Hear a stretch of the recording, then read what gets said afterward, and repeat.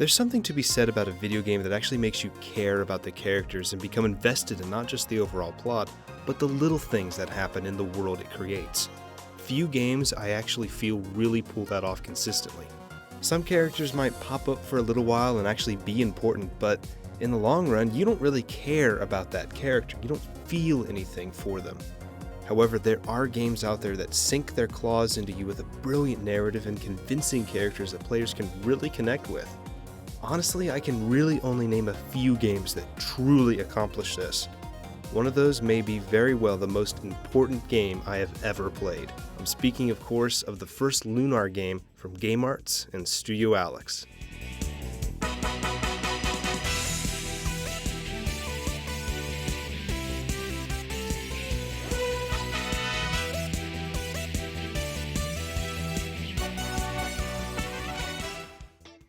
Lunar the Silver Star was originally released in 1993 for the Sega CD and was remade for the Japanese Saturn in 1996 as Silver Star Story. That version was later ported to the PlayStation in 1998. That PlayStation port eventually made its way to the States as Silver Star Story Complete in 1999. The Silver Star was remade twice more after that, with Lunar Legend on the GBA in 2002 and Silver Star Harmony in 2009 on the PSP.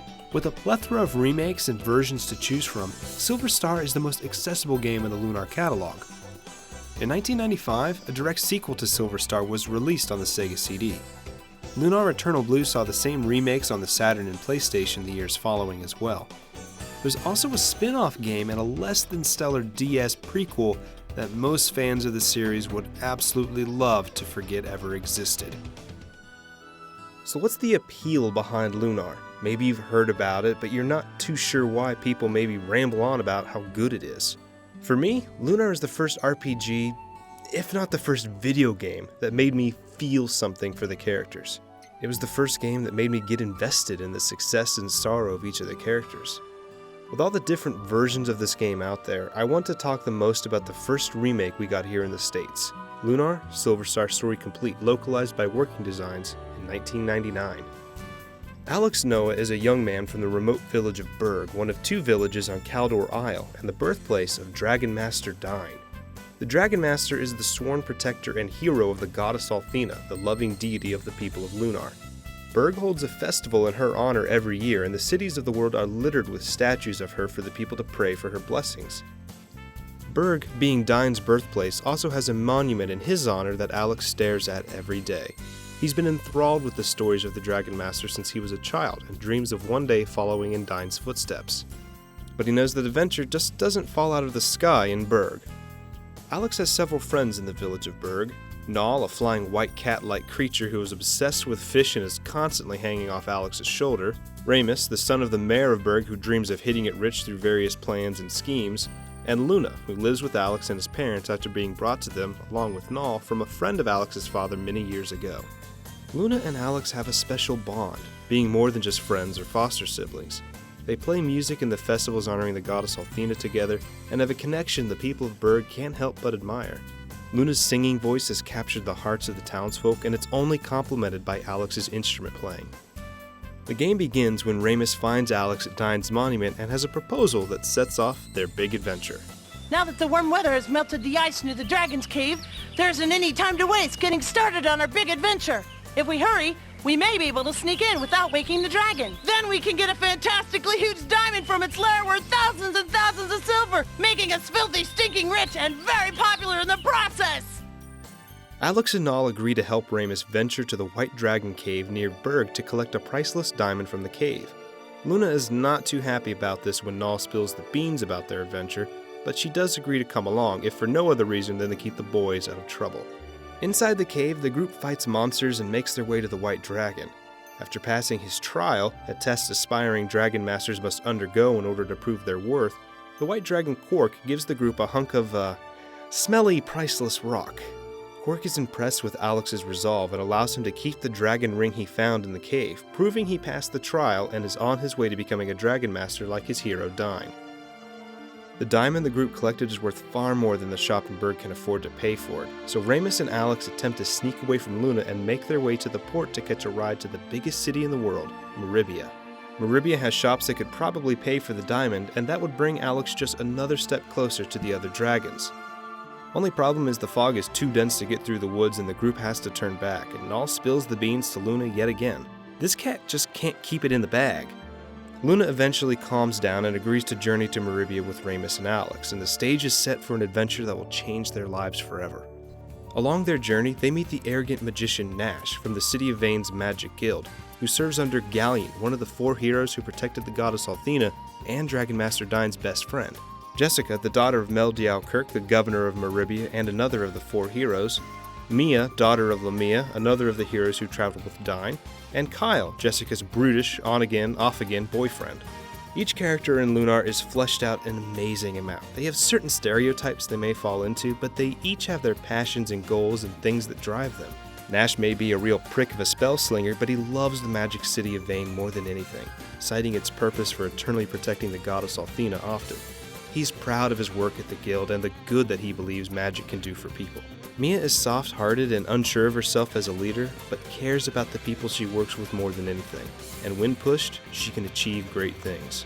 Jessica and Kyle, while fighting and acting like they hate each other, prove time and time again that they care more about each other than they let on. And to see a big brute like Kyle do what he has to do to protect Jessica can be really moving, even if it brings a grin to your face listening to this barbarian talk half the time.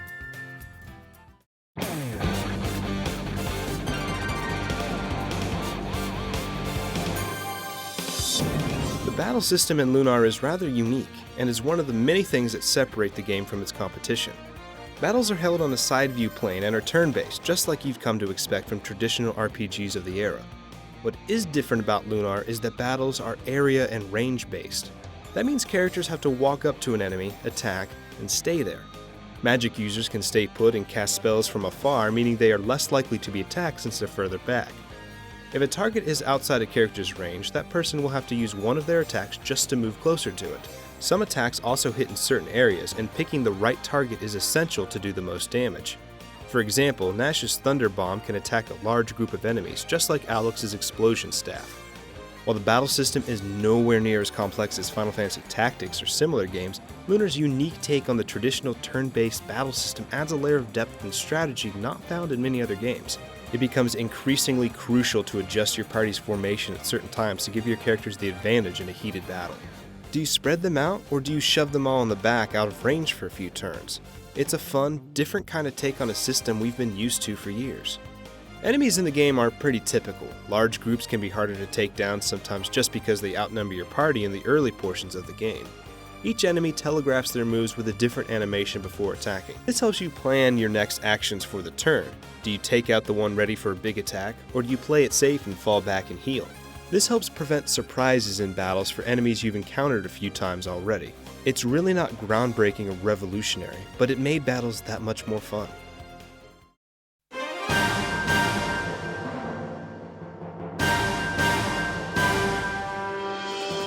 Boss battles are where Lunar's Silver Star story takes another step away from the traditional styles of other games. Each boss has a set of base stats. Those stats are then multiplied by Alex's level. So if you have a boss with a base HP value of 100 and Alex's level is 15, that boss would have 1500 HP. This prevents the boss fights from being too overly challenging or too easy. It actually helps make each fight feel kind of cinematic, at least later in the game. The first boss on the ship to Meribia is actually fairly challenging if you don't grind a little bit in the woods surrounding the town. The reason is because it's one of the few bosses that recover HP during the fight, and if you never do more damage than it recovers, you'll never win. Luna learns a buff song that raises your character's strength, and it is basically essential for defeating this giant blue drip. The journey from Berg to Meribia is only a small first step in a life-changing journey for Alex. Ramus stays behind in Meribia to run a store he takes over from a guy who tried to steal the party's diamond. Nash takes Alex and Luna to meet his master, Galleon, and Luna is questioning her purpose in life and why she keeps having the same dreams every night. The characters hear rumors about a magic emperor and how singers the world over are disappearing, and everything seems to be getting rather serious all of a sudden. Galleon offers Alex a chance to help him with a problem. There's someone claiming to be a dragon master harassing a fishing village, and Galleon asks their group to investigate the claims. And maybe then, Alex will be able to learn the locations of the other dragons he has to meet. After defeating the false Dragon Master, Alex and Luna are separated and everything seems to be going downhill. Luna is made to sing for Galleon, Mia's mother, and a group of witches from the Vile tribe who Athena banished to the frontier ages ago. Mia's mother is eventually revealed to have been under a spell that trapped her memory and impersonated by one of the witches. They taunt the group about the coming of the Magic Emperor's rule over the world. Galleon, claiming to be tricked, tasks Alex with taking him to Quark under the pretense that Galleon would become a Dragon Master himself in order to combat the Vile tribe. However, once they arrive, Galleon asks Quark a question about Luna's past, and things go a little crazy once more. Oh, then the time has finally come. My coming out party can begin. Send in the clowns.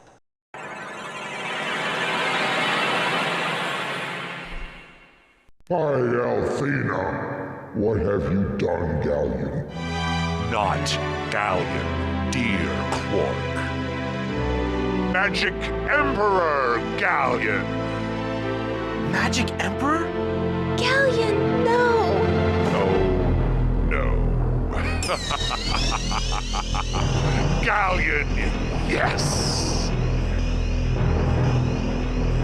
Someday people may mourn this day, but my glorious rule can only begin with your enslavement. This betrayal from Alex's idol's best friend and a man Alex had just seen fight by his side shocked me as a kid playing this game.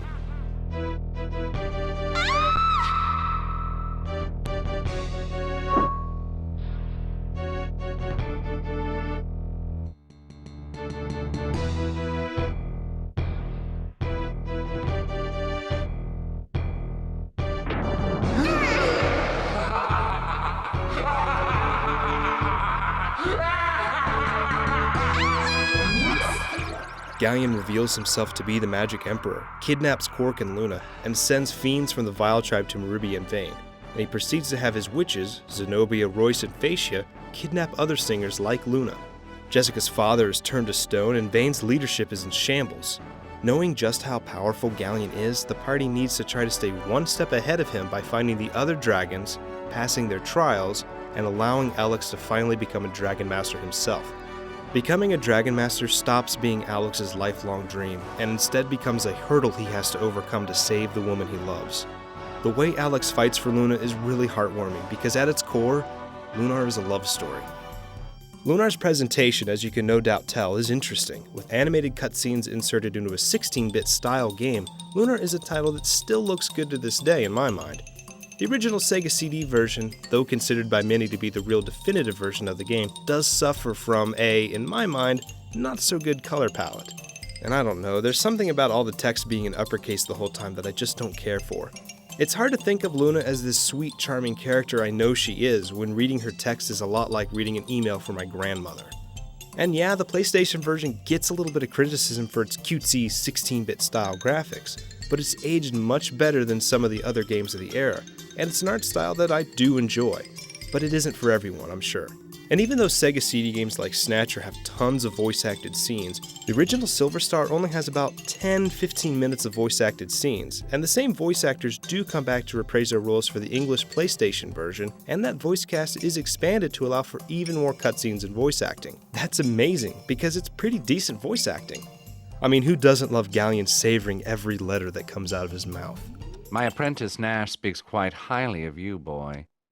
He said you passed the trial of the White Dragon. If that's true, perhaps you can help me. The Saturn version of Lunar the Silver Star story was released twice, one adding support for the Saturn's video card add-on, which allowed MPEG versions of full motion video to play in certain titles.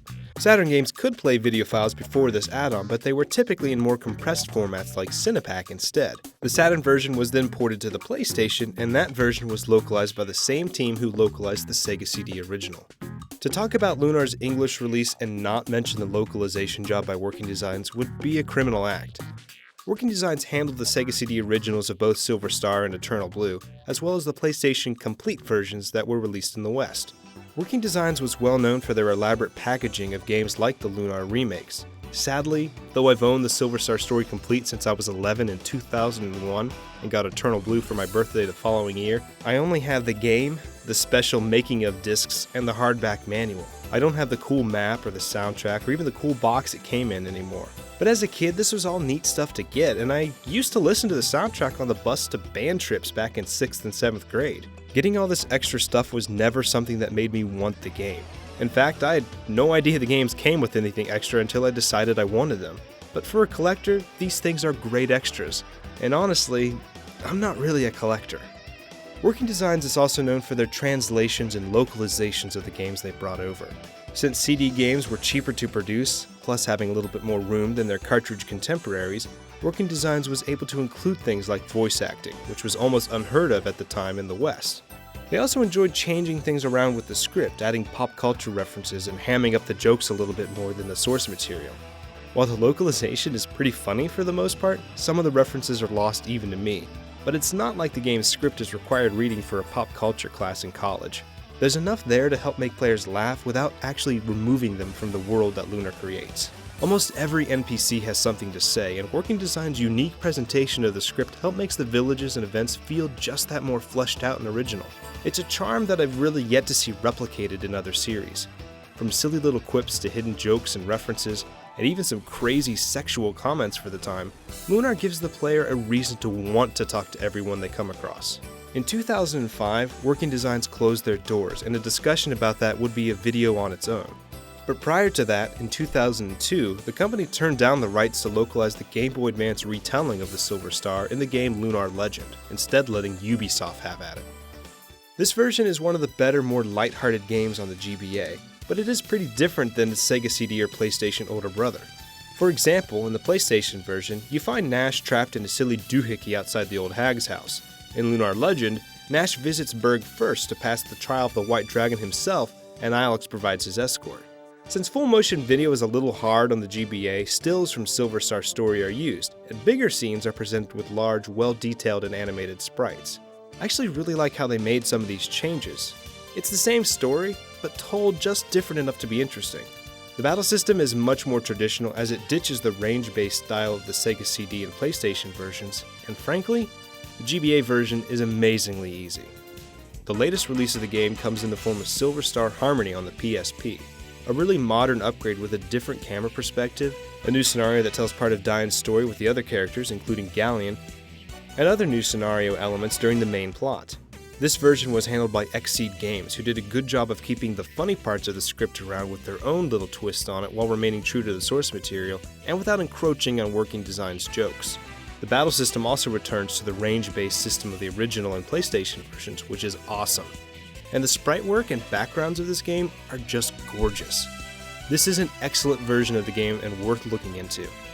My main gripe with this is that it uses the exact same cutscenes from the Saturn and PlayStation versions with new voice actors. These scenes are 4x3 and while gorgeous, it does feel like a bit of a cop-out. Now granted, animation is expensive to produce and extra content makes up for this, such as the extra voice-acted scenes not present in the other versions. Sorry to have kept you waiting, Eiffel. It's time to return the goddess. Dragon Master! I hope you haven't forgotten about us. Watch out! Please move! Get your fat butt off me! How rude! My behind is hardly... But I would love to see some new, modern animation for this game. I think the voice acting is pretty good too, but John Truitt not being there as Galleon makes me a sad Duke. His replacement just doesn't feel right. Yes.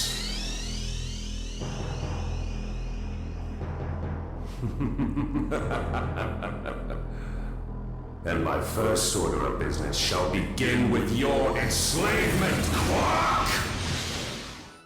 There's not too many secrets to find in the game other than a collection of saucy pictures and a few hidden events, but you'll easily discover everything because Lunar does such a good job of inviting you into its world and making you want to explore every nook and cranny. Now, like I said before, this game makes you care about the characters. When you realize what Galleon's plans are and what he intends to do with Luna, and how he, Luna, and Dragon Master Diane are all connected, and you see Alex's resolve for saving the woman he loves, it's hard not to care.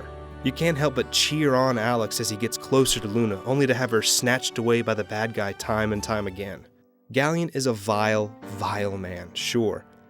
But when you see his reasons for his actions, it's hard to not feel sorry for the man whose best friend took a different path than he wanted and helped strip the world of something Galleon held dear. With the main and supporting cast as strong as this, Lunar is more than a video game.